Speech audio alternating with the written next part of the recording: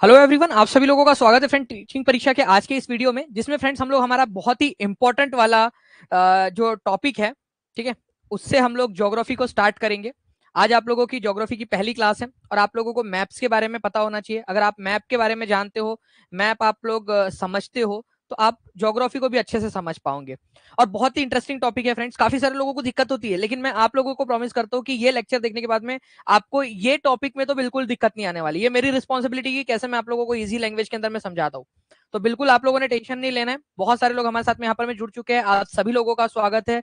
सभी को आदाब, नमस्कार, सत श्री अकाल, ladies and gentleman, boys and girls, आप सभी का स्वागत है। और जैसे कि मैं यहाँ देख पा रहा हूँ, हमारे साथ में जुड़ चुके हैं वंदना सिंह जी, लर्नर, विजय यादव जी, रीना जी, आयुषी गुप्ता जी, रंजू कुमारी, नेहा, मोनू, कोमल शर्मा, अंजू, किरण, सभी लोगों का स्वागत। चलिए, देखिए फ्रेंड्स, अगर मैं आप लोगों से बात करूं मैप की, ठीक है, अंडरस्टैंडिंग मैप्स, तो ये क्या चीज है आप लोगों का? क्या आप लोगों को मैप में कुछ अलग सी चीज होती है जो समझने वाली बात होती है? मैप तो सर हम बचपन से देखते आ रहे हैं, ठीक है, मैप मैप होता है, उसमें क्या चीज है? नहीं फ्रेंड्स, मैप के अंदर में भी बहुत सारी चीजें हैं जो आप लोगों को समझना चाहिए अगर आप मैप को ठीक से पढ़ना चाहते हो।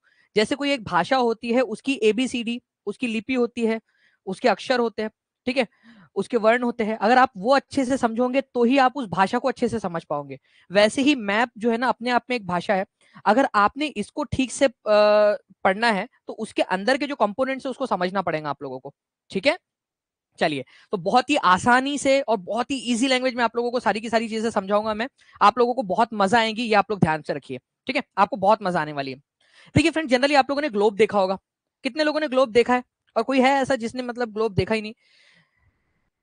अंजू ढूल जी, बहुत ही सिंपल सी बात है, ठीक है, कि हिस्ट्री जो है उसके वो आपकी चल रही है अलग, ठीक है, ज्योग्राफी एक अलग सब्जेक्ट है, हिस्ट्री अलग सब्जेक्ट है आपका, सिविक्स अलग सब्जेक्ट है आपका, ठीक है। तो वो अलग अलग अलग अलग जो है वो चलते हैं। ये सिंपल सी बात है, ये अंडरस्टैंडिंग वाली बात है ना, सिंपल सी अंडरस्टैंडिंग वाली बात है ये।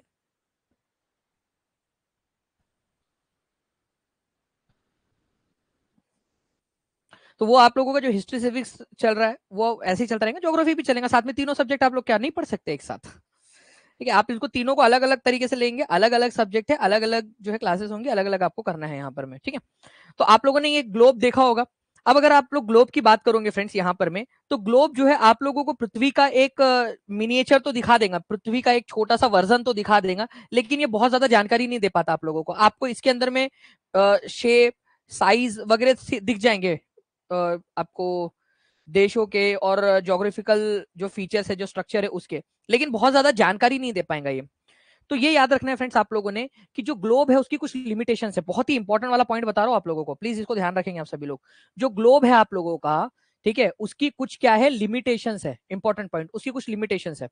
ये केवल और केवल क्या कर सकता है, आप लोगों को कुछ पार्ट या अर्थ को जो है ऊपर ऊपर से समझने में आपकी मदद कर सकता है।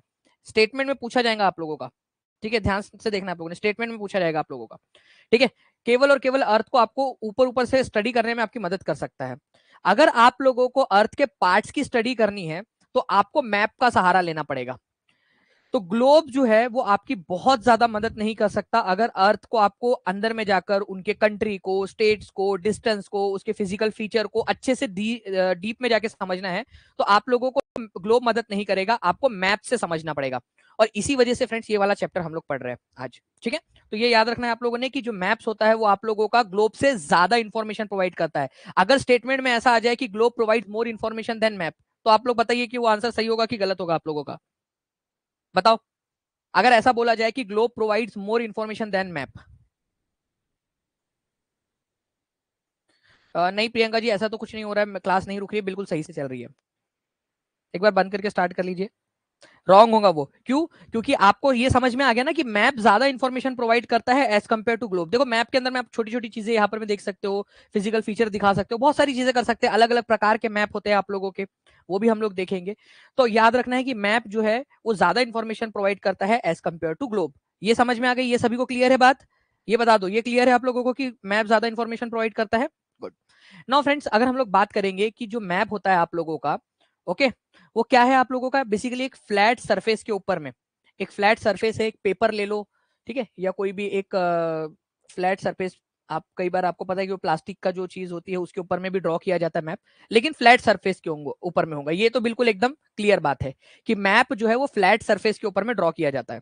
ये बात क्लियर है आपको कि मैप कहाँ ड्रॉ किया जाता है? फ्लैट सरफेस पे, जो एकदम एकदम सीधी जो चीज होती है ना, ठीक है, चपटी सतह के ऊपर में मैप को ड्रॉ किया जाता है। चाहे आप जमीन पे ड्रॉ कर लो, मिट्टी के ऊपर में ले लो, बैठे थे यहाँ पर में इंतजार करते हुए, ठीक है, कि नेहा कब आएंगी, चलो यार तब तक दानिश सर ने पढ़ाया था तो मैप एक बार देख लेते हो। भारत का मैप दानिश सर ऐसे पढ़ाते हैं, दानिश सर ने बताया था कर्क रेखा यहाँ से जाती है। आप जमीन के ऊपर में हाथ से जो है वो बना रहे हो, लेकिन जब भी बनाओगे आप फ्लैट बनाओगे, फ्लैट सरफेस के ऊपर में बनाओगे। ये याद रखना है, फ्लैट सरफेस। ये एक पॉइंट है स्टेटमेंट वाले क्वेश्चन, मैं स्टेटमेंट के हिसाब से बता रहा हूँ, जो स्टेटमेंट वाले क्वेश्चन पूछे जाते हैं आप लोगों के उस हिसाब से।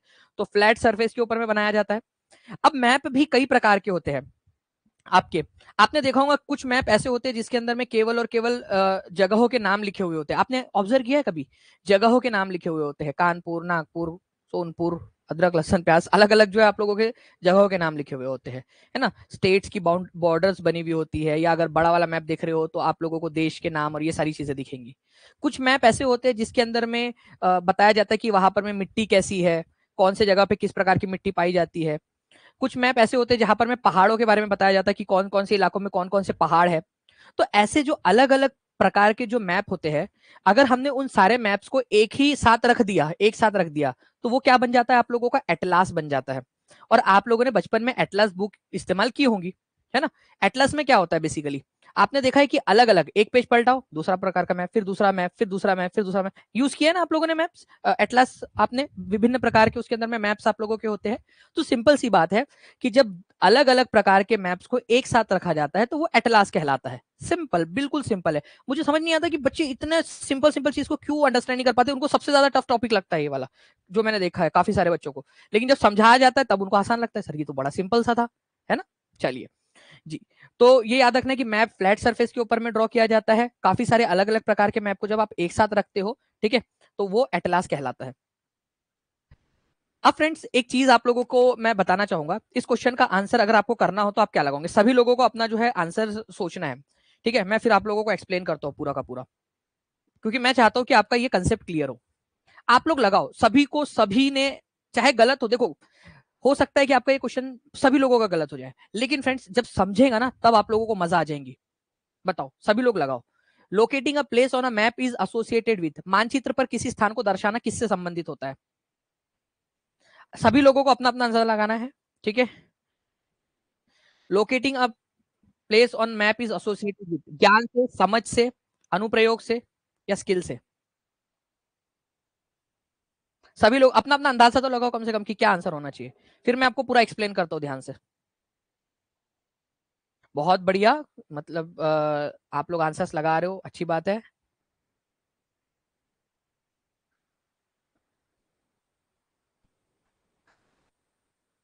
केवल एक व्यक्ति है जिन्होंने सही आंसर लगाया है, ठीक है। अब मैं आप लोगों को बताता हूँ, ध्यान से देखिए यहाँ पर मैं, अगर मैं बात करूँ फ्रेंड्स मैप्स की, तो आप लोगों को पता है कि जो मैप होता है आप लोगों का, ठीक है, उसमें कुछ सिंबल्स इस्तेमाल किए जाते हैं, है ना। वो सिंबल क्या होते हैं? वो सारे जगह पे एक जैसे ही, मतलब पूरे दुनिया भर में एक जैसे ही इस्तेमाल किए जाएंगे। जैसे ट्रीज को दिखाना है तो आप ऐसे दिखाते हो ट्रीज को, ठीक है। अगर आप लोगों को मान लीजिए नदियां दिखाना है, कुआं दिखाना है, कैनल वगैरह दिखानी है आप लोगों ने, तो आप इस इन सिंबल्स का इस्तेमाल करते हो। अगर आप लोगों को रोड दिखाना है तो ऐसे वाले सिंबल का इस्तेमाल करते हो। तो मैप में जो लैंग्वेज इस्तेमाल की जाती है वो पूरे दुनिया में एक जैसी ही है, ठीक है, पूरी पूरी दुनिया में एक जैसी है। पारंपरिक प्रतीकों का इस्तेमाल किया जाता है, या सार्वजनिक सार्वभौमिक भाषा के रूप में, ठीक है, इन प्रतीकों का इस्तेमाल आप लोग करते हो। तो मानचित्र के अंदर में आप लोग यूनिवर्सल लैंग्वेज के रूप में कन्वेंशनल सिंबल्स का इस्तेमाल करते हैं। अगर आप अमेरिका में भी जाओगे तो भी आप लोगों को ट्रीज के लिए ऐसे ही कुछ तो भी मिलते जुलते जो है आप लोगों को क्या मिलेंगे? सिंबल मिलेंगे, है ना। अगर आप अमेरिका में या ब्रिटेन में, लंदन में, आप कहीं भी आप ऑस्ट्रेलिया चले जाओ, आप लोगों को रोड के लिए ऐसा ही सिंबल मिलेगा, ठीक है। तो ये कन्वेंशनल सिंबल्स है जो पूरी दुनिया में एक जैसे इस्तेमाल होते हैं।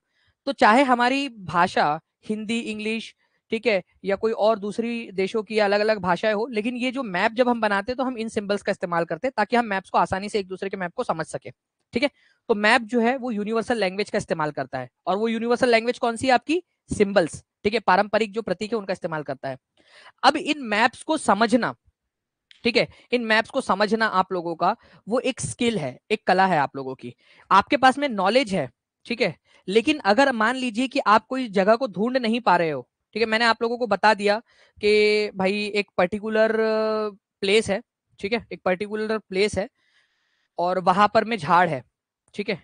तो आपके पास में नॉलेज होगा भी शायद कि आप ट्री ऐसे दिखते हैं, लेकिन आप उस जगह के झाड़ को नहीं ढूंढ पाओगे अगर आपके पास में वो स्किल नहीं है, अगर आपने मैप को ठीक से नहीं किया है, आपने प्रैक्टिस नहीं की है मैप के ऊपर में चीजों को ढूंढने की।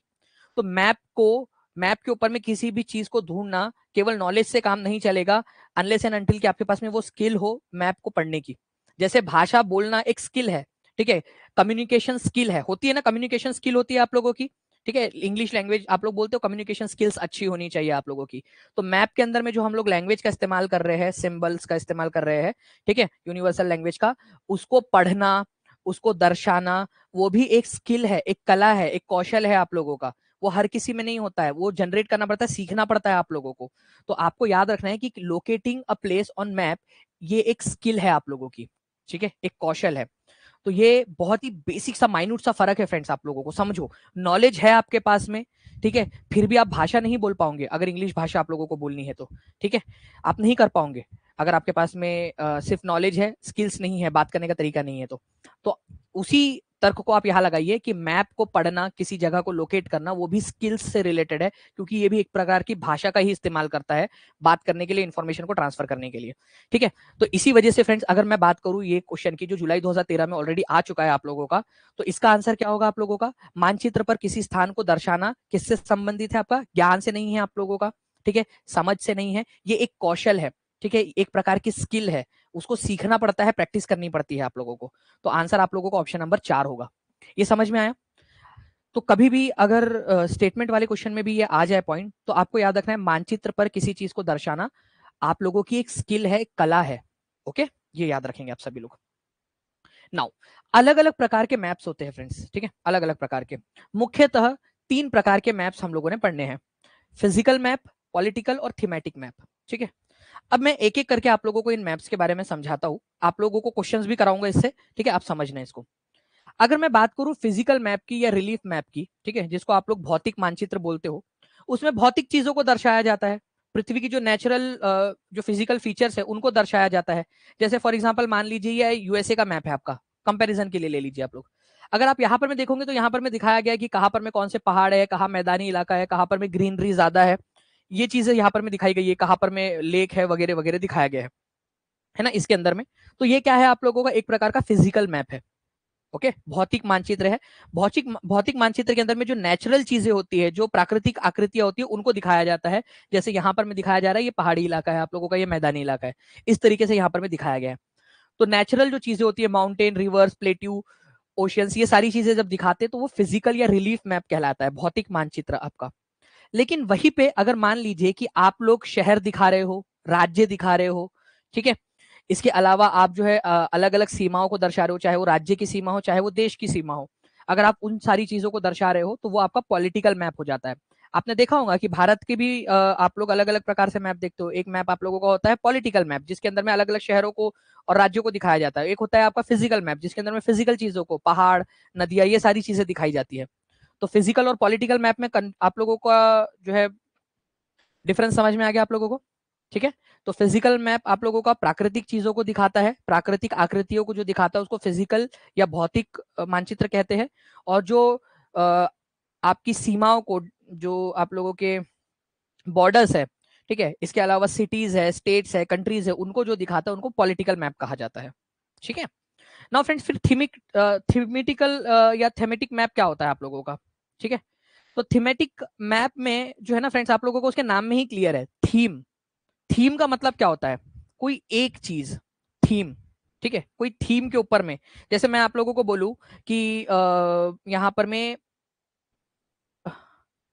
संदीप सिंह है मेरा भाई, ठीक है, उसकी शादी है, और आप लोगों को थीम जो है मैं दे रहा हूं, आप लोगों को कार्टून जो है वो बन के आना है आप लोगों ने। तो क्या है, कार्टून जो है वो थीम है, उसके ऊपर में आप लोगों ने बन के आना है। या फिर मैं आप लोगों को बोल रहा हूँ यहाँ पर में कि भावना मिश्रा जो है उनकी सगाई है, और हम लोग संगीत कंपटीशन करने वाले हैं, और हम लोग जो है केवल और केवल ओल्ड जो हिंदी गाने हैं उनके ऊपर में अंताक्षरी खेलेंगे। तो वहां पर में थीम क्या हो गई? Old Hindi song. तो किसी एक चीज को लेकर जब आप उसके ऊपर में काम करते हो, ठीक है, जब किसी एक चीज के ऊपर में, किसी एक पॉइंट को लेकर जब आप लोग चीजों को करते हो या उसके ऊपर में बात करते हो, उसको दर्शाते हो या उस पर काम करते हो, या फिर जैसे मैंने आप लोगों को एग्जांपल दिया, ठीक है, जब आप लोग किसी एक पर्टिकुलर चीज के ऊपर में ही पूरा फोकस करते हो तो वो आपकी थीम होती है, उस थीम पे आप काम कर रहे हो, ठीक है। तो ये याद रखना है आप लोगों ने फ्रेंड्स कि थीमेटिक मैप जो है वो किसी स्पेसिफिक इंफॉर्मेशन के ऊपर में या स्पेसिफिक चीज के ऊपर में फोकस करता है। जैसे फॉर एग्जांपल इस मैप को आप लोग देखिए, ये एक थीमेटिक मैप है।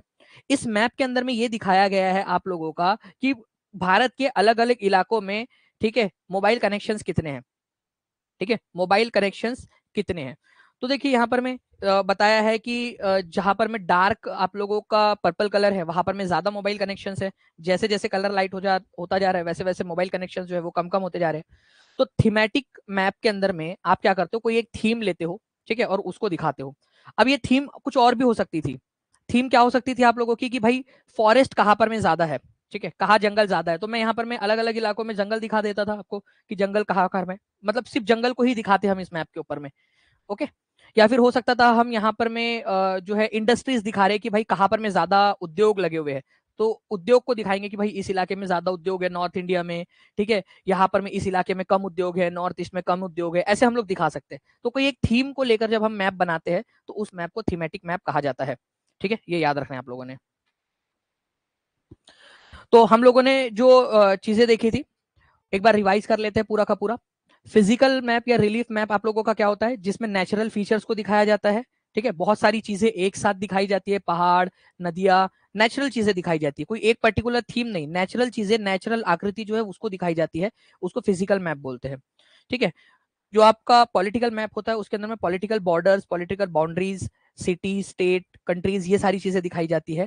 थीमेटिक मैप के अंदर में क्या होता है कि केवल किसी एक थीम को ले लिया जाता है और उसके ऊपर में फोकस करके मैप पर उसको दर्शाया जाता है। जैसे मोबाइल कनेक्शंस आपको बताया कि कौन कौन से इलाके में कितने कितने मोबाइल कनेक्शन है उसका, या कौन से इलाके में फॉरेस्ट ज्यादा है कहाँ पर में कम है, उसका एक थीमेटिक मैप हम बना सकते थे, ठीक है। या फिर हम लोग इंडस्ट्रीज कहाँ पर में ज्यादा, ऐसे थीमेटिक मैप किसी एक थीम को लेकर उसकी इंफॉर्मेशन मैप पर जब हम बनाते हैं उसको थीमेटिक मैप कहा जाता है। अब कोई भी जब आप मैप बनाते हो तो किसी भी मैप में तीन इंपॉर्टेंट वाले कंपोनेंट्स होते हैं, याद रखना आप लोग, ये बहुत इंपॉर्टेंट चीज है। कितने कंपोनेंट्स होते हैं, कितने इसके अंदर में घटक होते हैं, तीन घटक होते हैं। एक होता है डिस्टेंस, ठीक है, एक होता है डायरेक्शन और एक होता है सिंबल। ये आप लोग जल्दी से एक बार लिखेंगे, आप लोगों को सारी की सारी चीजें मैं समझा दूंगा। दूरी, दिशा और प्रतीक, ये तीन घटक है, ओके। ये तीन घटक होते हैं किसी भी मैप के अंदर में, तीन चीजें होती है, कोई भी मैप आप उठा लो ये तीन चीजें आपको देखने मिलेंगी उसमें, डिस्टेंस, डायरेक्शन और सिंबल। ये इंपॉर्टेंट क्वेश्चन है, ये एग्जाम में पूछता है कि मैप के कौन कौन से कंपोनेंट्स है, डिस्टेंस, डायरेक्शन और सिंबल, ठीक है, दूरी, दिशा और प्रतीक, ये तीन ही हैं आप लोगों के, याद रखना आप सभी लोग, ओके। चलिए अब देखिए फ्रेंड्स, एक एक करके मैं आपको एक्सप्लेन करता हूं क्या है डिस्टेंस। क्या है, आपको पता है कि कोई भी दो जगह जो होती है, ठीक है, उनके बीच में कुछ ना कुछ डिस्टेंस होगा, ये ए है और ये बी है, तो उनके बीच में कोई ना कोई डिस्टेंस होगा। अब मान लेते हैं कि यहाँ पर मैं मदुरई और चेन्नई के बीच में कोई डिस्टेंस है, फॉर एग्जाम्पल, जितना भी हो सकता है डिस्टेंस, यहाँ पर मैं 462 किलोमीटर का डिस्टेंस है इनके बीच में, तो क्या मैं 462 किलोमीटर लंबा मैप बनाऊं अभी यहाँ पर मैं, इतना लंबा मैप बनाऊंगा मैं अभी 462 किलोमीटर का, नहीं ना। तो आप क्या करते हो फ्रेंड्स, मैप को छोटा करते हो, रिड्यूस करते हो, और बहुत ही ध्यान से करते हो। ऐसा नहीं कि बस अपने मन मर्जी से छोटा कर दिया, इधर से मोटा कर दिया, इधर से छोटा कर दिया, ठीक है, भारत हमारा ऐसा है, ठीक है, और मैं ऐसा बना रहा हूं भारत को ऐसा, ठीक है, ऐसा बना दे रहा हूं, मान लो फॉर एग्जांपल कहीं से भी बड़ा कहीं से भी छोटा कर दिया, यहाँ पर मैं अदरक बना दिया, कहीं से भी निकल रहा है करके भारत। तो फ्रेंड्स ये चीज नहीं होनी चाहिए जब हम मैप को छोटा करते हैं, क्योंकि मैप को छोटा करना पड़ेगा हमें, इतना बड़ा मैप तो हम बना नहीं सकते भारत जितना, ठीक है। जब छोटा करते हैं तो उसको बहुत ध्यान से छोटा करना पड़ता है, उसके लिए हम चुनते हैं स्केल, ठीक है, स्केल। स्केल का क्या मतलब होता है फ्रेंड्स, कि भाई जो एक्चुअल डिस्टेंस है, ठीक है, उसी रेशो में सबको उस दूरी के ऊपर में रखा जाए, एक्चुअल डिस्टेंस के रेशो में ही रखा जाए। ध्यान से समझना मेरी बात को, बहुत ध्यान से समझना। एक एग्जांपल के थ्रू लेते हैं, मान लेते हैं फ्रेंड्स कि यहां पर में हम मान लेते हैं आप लोगों का कि ये ये ए है, ठीक है, ओके, और ये बी है। मैप बनाया है हम लोगों ने और ये मैप में इनकी दूरी जो है वो 3 सेंटीमीटर दी गई है, 3 सेंटीमीटर, और वहां पर में मैप में नीचे में लिखा गया है कि 1 centimetre is equal to 10 kilometre, ठीक है, ऐसा यहाँ पर में स्केल लिख दी गई है, स्केल, ऐसा मैप के नीचे में स्केल लिखी हुई होती है। तो इसका मतलब क्या हुआ, इसका मतलब क्या हुआ कि ए और बी के बीच में एक्चुअल दूरी कितनी है, डिस्टेंस कितना है, एक्चुअल डिस्टेंस कितना है उनके बीच में, बताओ जल्दी कितना डिस्टेंस है। अगर मैप में वो हम गिनूंगा, मैं गिनूंगा और वहां पर मैं मैप में 3 सेंटीमीटर दिख रहा है मुझे, तो 30 किलोमीटर है एक्चुअल डिस्टेंस इसके बीच में। ठीक है, 30 किलोमीटर है, ये याद रखना है आप लोगों ने। और मैं यहां पर मैं ये बना रहा हूं कि भाई ए और सी के बीच में जो है वो 1.5 सेंटीमीटर यहां पर मैं दिख रहा है, मतलब है, आप लोग गिनोगे ए और सी के बीच में तो 1.5 सेंटीमीटर है। तो बताओ ए और सी के बीच में कितना डिस्टेंस होगा फिर एक्चुअल में, ए और सी के बीच में, अगर यहां पर मेरे को 1.5 सेंटीमीटर दिख रहा है तो 15 किलोमीटर। सिंपल सी बात है कि भाई 1 सेंटीमीटर मतलब 10 किलोमीटर है, आधा सेंटीमीटर मतलब 5 किलोमीटर होगा, तो टोटल डिस्टेंस ए और सी के बीच में 15 किलोमीटर है। तो ये स्केल जो होती है ना फ्रेंड्स, ये आप लोगों को डिस्टेंस बताने का काम करती है। अब डिस्टेंस हम लोग स्केल की मदद से बनाते हैं, उसका एक एग्जाम्पल भी आप लोग यहाँ पर में समझ लीजिए कि अगर मान लो कि कोई दो प्लेसेस है, ठीक है, उनके बीच में डिस्टेंस, एक्चुअल डिस्टेंस 10 किलोमीटर का है, लेकिन मैप में हमने उसको 2 सेंटीमीटर से दिखाया है। एक्चुअल डिस्टेंस कितना है उन दोनों के बीच में, एक्चुअल डिस्टेंस उनके बीच में 10 किलोमीटर का है फॉर एग्जाम्पल मान लो, बट स्केल पर वो 2 सेंटीमीटर दिख रहा है। तो आपको 1 सेंटीमीटर का मतलब कितना होगा, एक्चुअल डिस्टेंस मान लो ए और बी के बीच का 10 किलोमीटर है, लेकिन मैप पर जब आपने गिना उसको स्केल लगा के तो उसमें 2 सेंटीमीटर दिख रहा था आपको, तो 1 सेंटीमीटर की वैल्यू कितनी होगी फिर, मतलब स्केल कितनी है फिर उसकी। सिंपल सी बात है कि अगर 2 सेंटीमीटर का मतलब 10 किलोमीटर दिख रहा है, तो 1 सेंटीमीटर का मतलब 5 किलोमीटर होगा, सिंपल सी बात। तो ये जो स्केल है इस मैप की, इस जो भी मैप होगा जो हमने एग्जाम्पल में लिया है, उस मैप की स्केल कितनी है, 1 centimetre is equal to 5 kilometre, ये उस स्केल, उस मैप की स्केल है। ठीक है, उस मैप की क्या है, स्केल है, ये याद रखना है आप लोगों ने। अब ये स्केल जो है आप लोगों की, वो भी दो प्रकार की हो सकती है, दो प्रकार की, स्मॉल स्केल और लार्ज स्केल।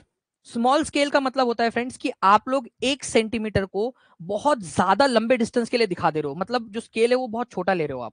ठीक है, मतलब 100 किलोमीटर के लिए आपने 1 ही सेंटीमीटर की स्केल ली, 100 किलोमीटर के लिए, इसको स्मॉल स्केल बोला जाता है। मतलब बड़े मैप जो होते हैं ना आप लोगों के, जो बड़े बड़े मैप होते हैं, उनमें स्केल जो है आप लोगों को बहुत छोटी छोटी इस्तेमाल करनी पड़ती है। जैसे कि मान लीजिए ये वाला आपको मैप है, बड़ा वाला मैप, ठीक है, इसमें आपने 500 किलोमीटर को 5 सेंटीमीटर में दिखा दिया, बस यहां से यहां तक लिया, 5 सेंटीमीटर में आपने 500 किलोमीटर का डिस्टेंस दिखा दिया, इसको बोला जाता है स्मॉल स्केल। ठीक है, स्मॉल स्केल। जो बड़े मैप होते हैं ना उनमें छोटे छोटे स्केल में, मतलब 1 सेंटीमीटर में बड़े बड़े से डिस्टेंस को कवर कर लिया जाता है, स्मॉल स्केल मैप्स बोलते हैं उनको। फिर लार्ज स्केल मैप क्या होता है, लार्ज स्केल मैप का मतलब होता है फ्रेंड्स कि आपने 1 सेंटीमीटर के लिए, ठीक है, एक या फिर आप लोग कहेंगे यहाँ पर में कि आपने जो है मान लीजिए कि 1 किलोमीटर के लिए, 1 किलोमीटर के लिए 1 ही सेंटीमीटर का इस्तेमाल किया, ठीक है, 1 सेंटीमीटर का। और यहाँ पर में आपने जो है क्या किया था, यहाँ पर में आपने 100 किलोमीटर के लिए, 100 किलोमीटर के लिए 1 सेंटीमीटर का इस्तेमाल किया था। तो यहां पर में आपने क्या किया, इतने बड़े डिस्टेंस के लिए आपने छोटा सा इस्तेमाल किया, यहां पर में आपने जो है फ्रेंड्स छोटे डिस्टेंस के लिए बड़े वाले इसका इस्तेमाल कर लिया, क्योंकि 1 किलोमीटर के लिए मतलब आप 1 ही सेंटीमीटर इस्तेमाल कर रहे हो, तो इसको लार्ज स्केल मैप बोला जाता है, या लार्ज स्केल जो है आप लोगों का एक रिप्रेजेंटेशन है। तो सिंपल सी बात है, जब जूम करके आप किसी चीज को देखते हो, ठीक है, जब आप छोटी छोटी चीजों को, आप लोग सारी चीजों को दर्शाते हो, तो वो लार्ज स्केल मैप होता है। और जब आप लोग मतलब ज्यादा बड़ा एरिया को कवर करने की कोशिश करते हो, तो वो आपका स्मॉल स्केल मैप होता है। आप मुझे बताओ, ठीक है, आप मुझे बताओ कि ज्यादा इंफॉर्मेशन किस में मिलेंगी, स्मॉल स्केल मैप में, मतलब अच्छे से किसी एक एक, हर एक चीज की वैल्यू आप लोगों को किस में मिलेंगी, स्मॉल स्केल मैप में या लार्ज स्केल मैप में, ज्यादा इंफॉर्मेशन किस में मिलेंगी, मतलब हर एक चीज के बारे में ज्यादा इंफॉर्मेशन मिलेंगी उसके अंदर में, किस मैप में।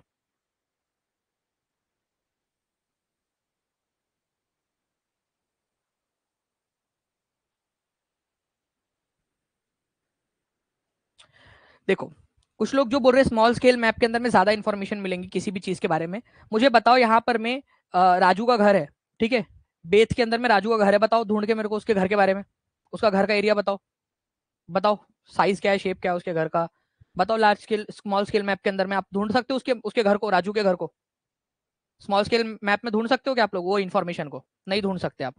ठीक है, आपको कोई पर्टिकुलर वस्तु के बारे में अगर इन्फॉर्मेशन चाहिए तो वो लार्ज स्केल मैप में ही ज्यादा अच्छे से मिल सकती है आपको। क्यों, क्योंकि लार्ज स्केल मैप में क्या होता है कि चीजें बड़ी होकर आपको दिखती है, बड़ी होकर दिखती है, आपको ज्यादा इन्फॉर्मेशन मिलती है। तो आप लोग ये याद रखना कि लार्ज स्केल मैप्स हमेशा आपको ज्यादा इंफॉर्मेशन देते हैं as compare to small scale map. ऐसा नहीं बोल रहा मैं कि वो ज्यादा बड़े होते हैं, बात वो नहीं है। बात ये है कि वो किसी एक पर्टिकुलर वस्तु के बारे में, चीज के बारे में, प्लेस के बारे में ज्यादा इंफॉर्मेशन देते हैं लार्ज स्केल मैप। आप देखिए, इतने एरिया को अगर मुझे इसके बारे में जानकारी हासिल करनी है, तो यहाँ तो मेरे को तो दिख भी नहीं रहा वो इतना एरिया, तो मैं कहाँ से उसके बारे में जानकारी हासिल करूंगा, है ना। तो किसी भी एरिया के बारे में जब जानकारी चाहिए होती है, तो लार्ज स्केल मैप हमेशा उसके बारे में ज्यादा जानकारी देते हैं as compare to small scale map.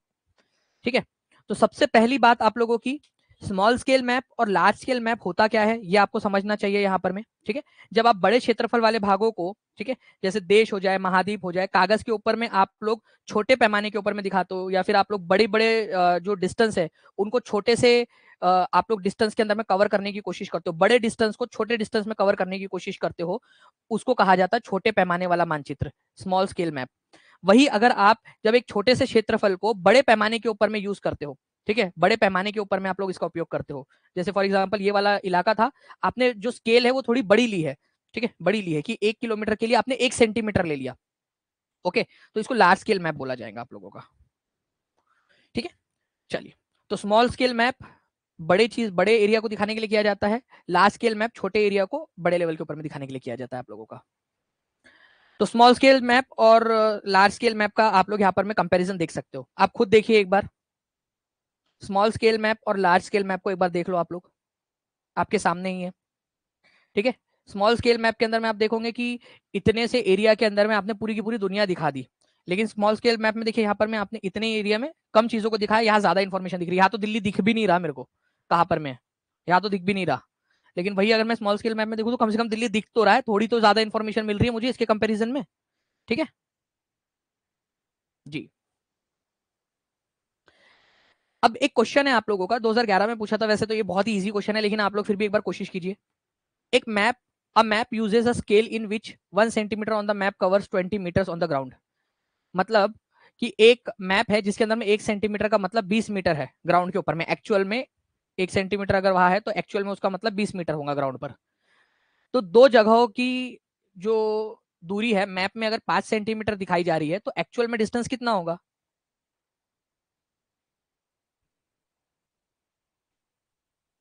बहुत सिंपल सी बात है।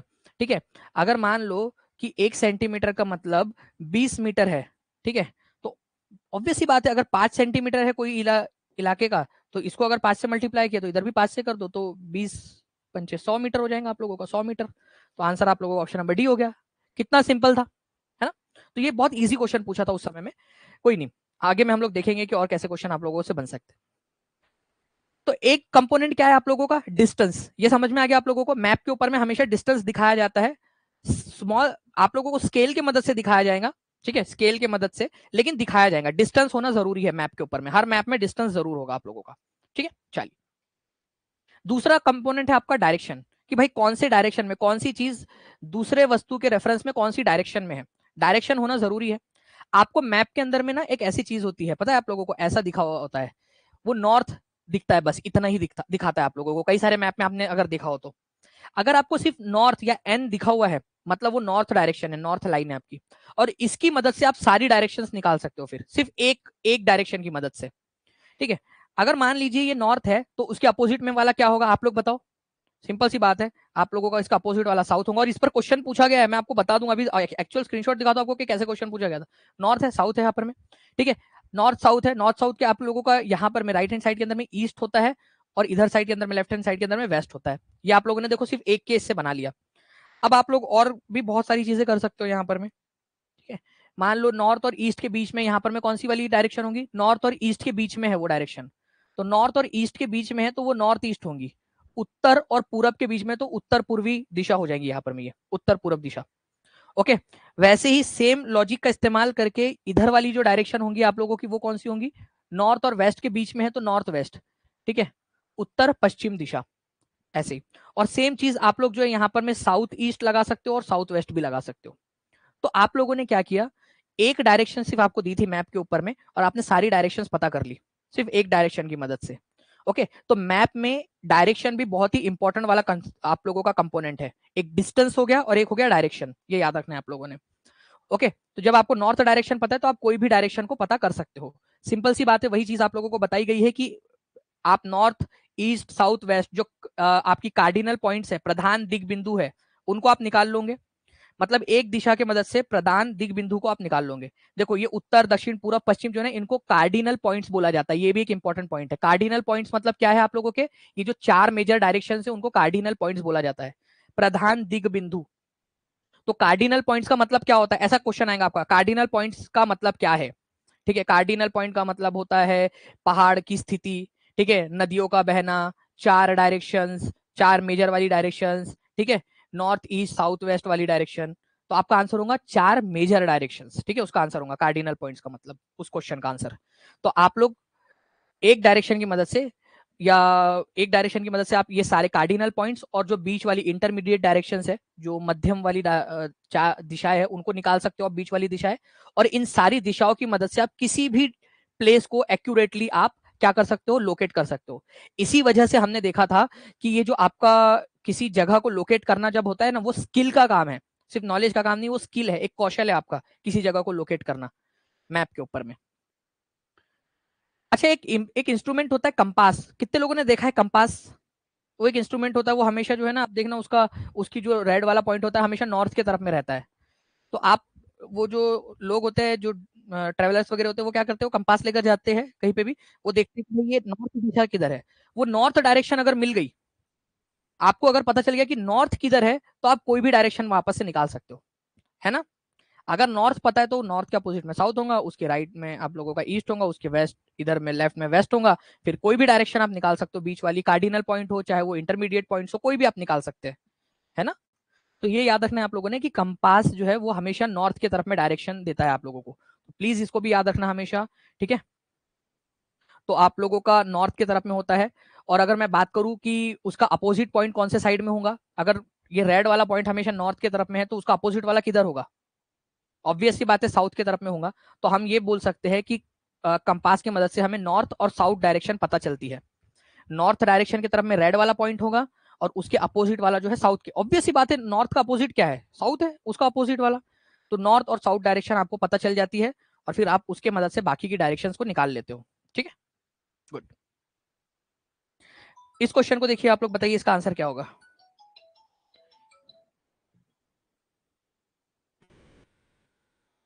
आंसर कीजिए जल्दी जल्दी से आप लोग।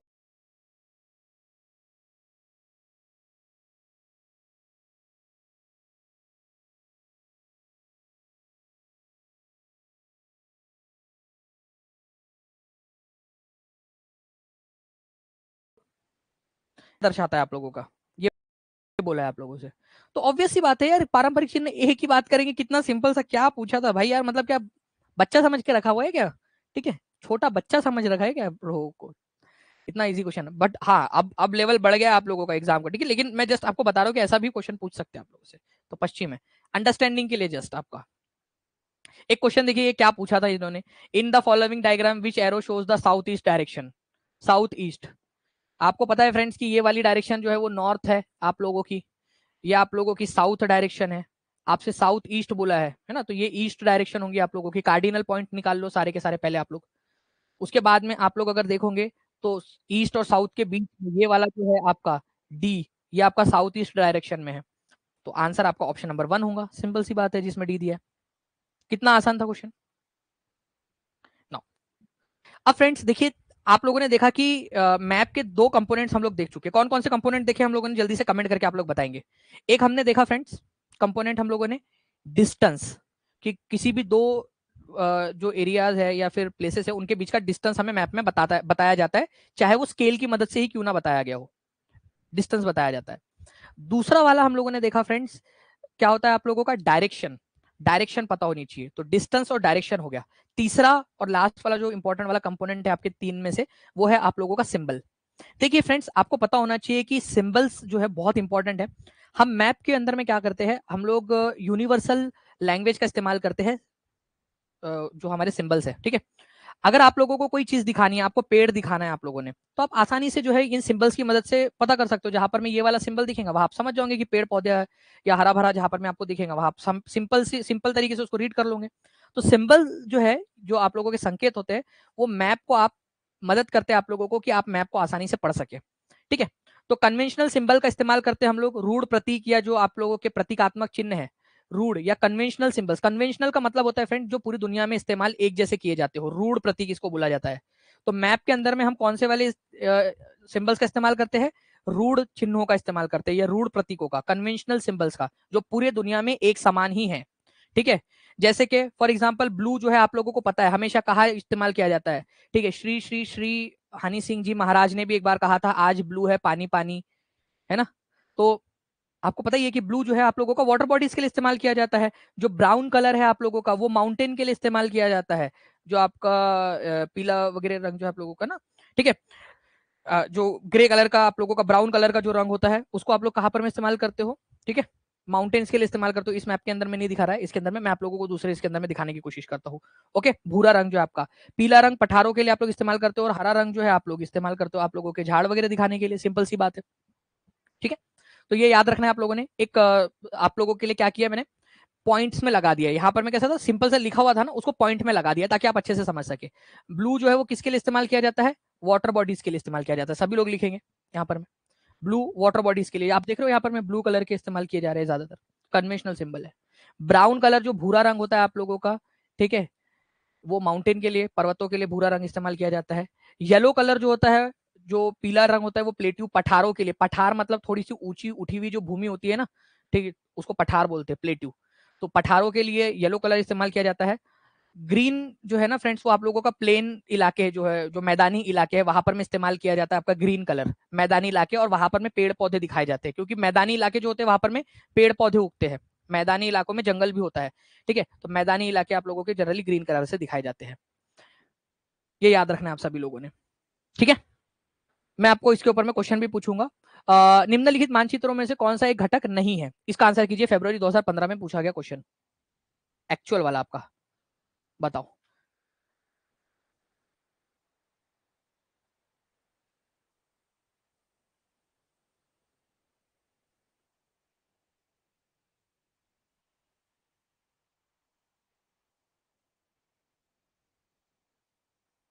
बहुत ही सिंपल सी बात है कि आप लोगों का जो है सिंबल्स इस्तेमाल करते हो, डिस्टेंस, डायरेक्शन, साइज जो है ना आप लोगों का, वो नहीं है इंपॉर्टेंट वाला घटक। क्यों नहीं है? कि मान लो मैंने भारत का मैप इतना लू, या भारत का मैप पॉलिटिकल मैप इतना बड़ा लू, या फिर मैं भारत का पॉलिटिकल मैप इतना बड़ा लू, ठीक है, उससे फर्क नहीं पड़ता मैप के आकार से। ठीक है, मैं A4 साइज के ऊपर में उसको प्रिंट करा रहा हूँ सेम मैप को, या फिर मैं सेम मैप को बड़े वाले इसके ऊपर में प्रिंट करा रहा हूँ, सेम मैप को, सेम मैप की बात करूँ तो उसका आकार से उसका उसके अंदर में कुछ बदल नहीं जाने वाला है। ठीक है, तो साइज उतना वो मैटर नहीं करता उसके अंदर में, मानचित्र के अंदर में, जितना कि आपके सिंबल्स डायरेक्शन मैटर करते हैं आपके। ओके, तो साइज जो है वो ऑटोमेटिकली आप लोगों का जो डिस्टेंस है उसके अंदर में आ चुका है, स्केल में दिखा दिया आपने, तो आप मैप का साइज बड़ा छोटा कर लो, उससे कोई फर्क नहीं पड़ने वाला आप लोगों का। ठीक है, सेम मैप है और सेम मैप को बड़ा छोटा करके देख रहे हो तो उससे क्या ही फर्क पड़ जाए। मानचित्र को समझने की सर्वव्यापी भाषा को समझा जा सकता है। तो आपको बताना है कि जो यूनिवर्सल लैंग्वेज है, ओके, मैप की, उसको हम किससे समझ सकते हैं? बताइए। बहुत ही सिंपल सा, डायरेक्ट आपके दिमाग में आंसर आना चाहिए और बिना ऑप्शन के आना चाहिए। मुझे, मैं तो बोलता हूँ अब आप लोगों का इसका आंसर। ठीक है, सर्वव्यापी भाषा कौन सी है आपकी? रूढ़ चिन्ह या रूढ़ प्रतीक जिनको बोलते हो आप लोग। ठीक है, चिन्ह को प्रतीक भी बोला जाता है, ये याद रखना है आप लोगों ने। ठीक है, तो रूढ़ चिन्ह या जो रूढ़ प्रतीक है आप लोगों के, कन्वेंशनल सिंबल्स, इनके मदद से आप यूनिवर्सल लैंग्वेज का इस्तेमाल करके मैप को समझ सकते हो। ठीक है, चलिए, तो ए इज द करेक्ट आंसर। कितने लोगों को ये समझ में आ गया? अब सर अब कभी भी आ जाइए, क्वेश्चन को आने दो अब एग्जाम के अंदर में, गर्दा उड़ा देंगे उसका। समझ में आ गया ना आप लोगों को ये चीज अभी? ठीक है, बहुत बढ़िया। ऐसे ही करना है आप लोगों ने। आगे मैं पूरी ज्योग्राफी आप लोगों के लिए इजी कर दूंगा। ठीक है, जैसे आप इसको देखो एक बार, अगर नहीं समझ रहा है तो वापस से एक बार देखना, आपको बहुत अच्छे से समझ में आएगा। ये बेसिक बेसिक से आपको बहुत एडवांस तक लेकर चलूंगा मैं आपको। चलिए, बहुत सारे सभी लोग बोल रहे हैं कि समझ में आ गया, बहुत अच्छी बात है फ्रेंड्स। ये बहुत खुशी वाली बात है मेरे लिए कि मेरे बच्चों को समझ में आ रहा है, उनको अच्छा लग रहा है यहाँ पर में। ठीक है, बहुत अच्छी बात है ये कि एफर्ट्स आप लोगों आप लोग एफर्ट्स को रिजल्ट में, मेरे मेरे एफर्ट्स को आप लोग रिजल्ट में प्रोड्यूस कर रहे हो, तो बहुत बढ़िया, थैंक यू। आंसर आपका ऑप्शन नंबर 1 हो जाएगा। नाउ इस क्वेश्चन का आंसर करके बता दो, कोशिश करो। मैंने क्वेश्चन डाला हुआ है इसलिए कि भाई अगर गलत भी होता है तो आप लोगों को एटलीस्ट याद होगा उनकी मदद से।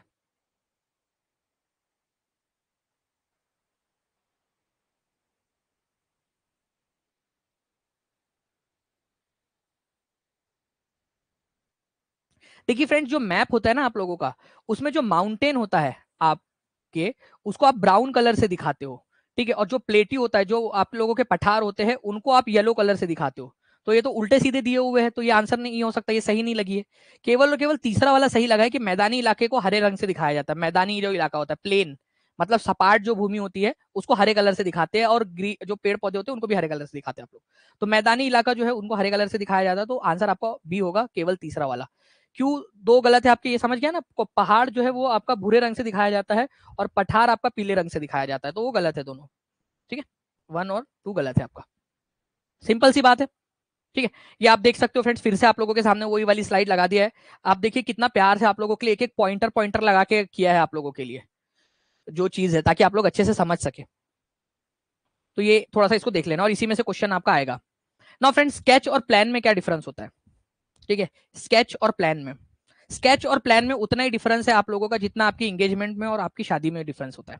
ठीक है, ओके, एंगेजमेंट हो गई और शादी हो गई। स्केच और प्लान में अगर आप कोई भी चीज का रफ, ठीक है, चीज बना रहे हो, रफली आप बना रहे हो कि भाई मैं घर बनाऊंगा, एक बंगला बने न्यारा, यहाँ पर मैं हम लोग जो है ना हमारा जो है किचन बनाएंगे, तुम खाना बनाऊंगी, ठीक है, यहाँ पर मैं बढ़िया से इजी चेयर के ऊपर मैं बैठ के पेपर पढ़ रहा हूँ, तुम मुझे चाय ला कर दोगी, यहाँ पर मैं हमारा गार्डन होगा, यहाँ पर मैं हमारे बच्चों का रूम होगा, यहाँ पर मैं हमारी कार आपने सिर्फ जो है स्केच बना लिया, सिंपल सिंपल सा। तो स्केच के अंदर में क्या होता है आप लोगों का? स्केच के अंदर में जो है ना फ्रेंड्स, आप लोग क्या करते हो, कोई आपने वो नहीं बनाया, स्केल नहीं लिया कि हाँ इतना बड़ा होगा, इतने सेंटीमीटर का, ये बड़ा होगा, ये छोटा होगा, नहीं, बस एक रफ मैप बना दिया आप लोगों ने, रफली। तो एक रफ ड्राइंग जो होती है ना आप लोगों की, जो रफ ड्राइंग होती है उसी को आप लोग स्केच बोलते हो। रफ ड्राइंग में किसी भी तरीके की स्केल का आपने इस्तेमाल नहीं किया कि 1 सेंटीमीटर का मतलब 10 मीटर है, या 1 सेंटीमीटर का मतलब 1 मीटर है, आपने वो कुछ नहीं किया, बस प्यार से ऐसे बना दिया आप लोगों ने, बैठे बैठे बैठे बैठे, कोई स्केल वगैरह नहीं है। तो इसको बोला जाता है आप लोगों का स्केच। ओके, ये विदाउट स्केल होता है आपका, स्केल उसमें यूज नहीं किया आपने, स्केल मतलब 1 सेंटीमीटर मतलब कितना, वो आपने नहीं किया है, कुछ नहीं किया आपने विदाउट स्केल। लेकिन वही अगर मान लीजिए आप लोगों ने एक छोटे से एरिया को, ठीक है, छोटे से एरिया को आप लोगों ने, ठीक है, स्केल के साथ में बना दिया, स्केल के साथ में कि भाई 1 सेंटीमीटर मतलब कितना, ये 9 इंच का, ये इतना 9 फुट का रहेगा, ये इतना रहेगा, ठीक है, आपने बराबर स्केल के हिसाब से दिखा दिया उसको। तो ये आप लोगों का क्या हो गया, अब ये आपका प्लान बन गया। तो जो भी ड्राइंग्स होती है आप लोगों की, अगर आपने स्केल के अनुसार उसको बनाया है कि 1 सेंटीमीटर मतलब कितना, या कौन सा एरिया कितना बड़ा रहेगा, उसमें बराबर लिख दिया कि ये आपका ये बाथरूम है तो ये इतना बड़ा रहेगा, ये किचन है इतना बड़ा रहेगा, वॉक इन इतना बड़ा रहेगा, बेडरूम इतने बड़े बड़े रहेंगे, ठीक है, तो ये आपने क्या किया, आपने उसको स्केल के हिसाब से बनाया, तो ये आपका प्लान हो गया। तो स्केच और प्लान के अंदर में क्या फर्क है? ओके, स्केच और प्लान के अंदर में क्या फर्क है? स्केच एक रफ ड्राइंग होती है विदाउट स्केल, लिखो आप लोग, स्केच एक रफ ड्राइंग होती है विदाउट स्केल। प्लान जो है आप लोगों का एक सिस्टमेटिक ड्राइंग होती है विथ स्केल। आपको एक चीज याद रखनी है फ्रेंड्स, कि जो प्लान होता है आप लोगों का, वो क्या होता है, लार्ज स्केल के ऊपर में बनाया जाता है। प्लान जो होता है वो लार्ज स्केल पे बनाया जाता है। लार्ज स्केल आपको बताया था ना, स्मॉल स्केल और लार्ज स्केल का मतलब क्या होता है। एक छोटे एरिया को आप बड़े स्केल से जब दिखाते हो ना, उसको लार्ज स्केल मैप बोलते हैं, लार्ज स्केल मैप। अब आप प्लान ऐसा तो नहीं बनाओगे कि पूरे भारत के अंदर में एक आपको बड़ा सा बंगला बनाना है, आपने वादा कर दिया अपनी मैडम से कि यार देख यार, कर लेना नेहा, मैं तेरे लिए पूरे भारत भर का बड़ा वाला ताजमहल बनाऊंगा, ठीक है, इतना बड़ा भारत के बराबर का, देख मैंने प्लान भी बना के लाया, देख पूरे भारत के बराबर का, कि इतना बड़ा रहेगा, 1 सेंटीमीटर मतलब है यहाँ पर में 1,000 किलोमीटर लंबी दीवार रहेंगी। एक थप्पड़ मार के भाग जाएंगी वो, कि तू मेरे मरने का इंतजार कर रहा है, पूरा मेरा प्लान बना लिया कि तू मतलब पूरे भारत भर का ताजमहल बनाएगा मेरे लिए। ठीक है, मतलब तू चाहता ही है कि मैं तेरे साथ शादी करूं और मैं मर जाऊँ और फिर तू ताजमहल बनाए भारत जितना। तो वो जो है आप लोगों का क्या रहेगा, अगर आपने पूरा भारत भर का ऐसे बनाओगे, नहीं जस्ट समझने के लिए बता रहा हूँ, तो वो क्या आपका स्मॉल स्केल मैप हो जाएगा, क्योंकि आपने क्या किया, 1 सेंटीमीटर मतलब 1,000 किलोमीटर दिखा दिया। बट मान लो कि आप प्यार से गए उसके पास में, नेहा मान जा यार, देख मैं, तुम मेरे से शादी कर लेंगी ना, तो मैं तेरे लिए ना एक बहुत बढ़िया सा बंगला बनाऊंगा, ठीक है, उसमें 1 सेंटीमीटर का मतलब रहेगा, यहाँ पर में 10 मीटर बड़ा सा एक दीवार रहेंगी, ठीक है, मैं एक 1 सेंटीमीटर बाय 1.5 सेंटीमीटर का किचन बनाऊंगा तुम्हारे लिए, ताकि तुम आराम से काम कर सको। तो ये क्या है, आपने लार्ज स्केल मैप उसको बना कर दिया, तो शायद वो मान भी जाए आपकी, ठीक है, लार्ज स्केल मैप। तो याद रखना, प्लान जो है वो लार्ज स्केल मैप पे बनता है, स्मॉल स्केल मैप पे नहीं बनता। स्मॉल स्केल मैप आपका बड़े लेवल के ऊपर में होता है, देश, कंट्री, इसके लेवल के ऊपर में, महाद्वीप के लेवल में होता है स्मॉल स्केल मैप आपका। जब आपका प्लान बन रहा होगा तो वो लार्ज स्केल, देखो ये मैं इतना डिटेल में इसलिए बता रहा हूँ, मैं बिना मतलब के जोक भी क्रैक नहीं करता, ठीक है, इतना याद रखना आप लोग। 10 साल से पढ़ा रहा हूँ, ठीक है, 10 साल से भी ज्यादा हो गया, 11 11.5 साल के करीब हो गए, तो इतना मेरे को पता है कि कहाँ क्या जोक क्रैक करना है उसके हिसाब से भी। तो ये जब मैं बता रहा हूँ तो ध्यान से समझना, आपकी इंपॉर्टेंट होगा तभी सर बता रहे हैं। लार्ज स्केल मैप आपको स्टेटमेंट में स्मॉल स्केल मैप लिख कर आएगा, याद रखना आप लोग, स्टेटमेंट वाले क्वेश्चन में आपको उसको गलत करना है। वहां बोलेगा कि प्लान एक सिस्टमेटिक ड्राइंग है जो स्केल के साथ में बनाई जाती है, प्लान को स्मॉल स्केल मैप पर बनाया जाता है, बच्चे बोलेंगे वाह स्मॉल स्केल मैप पे ही तो बनाया जाता है, खत्म। नहीं, लार्ज स्केल मैप पे बनाया जाता है, ये याद रखना है आपने। स्मॉल स्केल और लार्ज स्केल का डिफरेंस मैंने बहुत अच्छे से आपको समझा दिया। क्लियर है अभी बात ये वाली आप लोगों की? क्लियर है सभी को? अरे हाँ या ना तो बोलो, क्लियर है, समझ में आ गया? एक बार इस लेक्चर को फिर से देख लेना आप लोग, आप लोगों के बहुत सारे डाउट्स क्लियर हो जाएंगे और इसमें से क्वेश्चन आएगा आप लोगों का एग्जाम में, ठीक है? तो ऐसे आप लोग इसको देखिए अच्छे से फ्रेंड्स, मैं आपको ऐसी सारे के सारे कंसेप्ट आपको समझा दूंगा। आप अपने दोस्तों को भी बता दीजिए कि ज्योग्राफी की भी क्लासेस अब स्टार्ट हो चुकी है, जो भी लोग ज्वाइन करना चाहते हो जल्दी जल्दी से ज्वाइन कर सकते हैं, ताकि उन लोगों का पेपर अच्छे से क्लियर हो जाए। उनका पेपर क्लियर होगा तो वो आप ही को बोलेंगे कि यार अच्छी जगह पे आप लेकर आए थे करके, जहाँ से हमारा पेपर भी क्लियर हो गया, ठीक है? चलिए, बाकी मिलते हैं हम लोग हमारे नेक्स्ट लेक्चर में फ्रेंड्स, तब तक के लिए thank you very much, take care and bye, God bless you all, thank you very much friends, bye.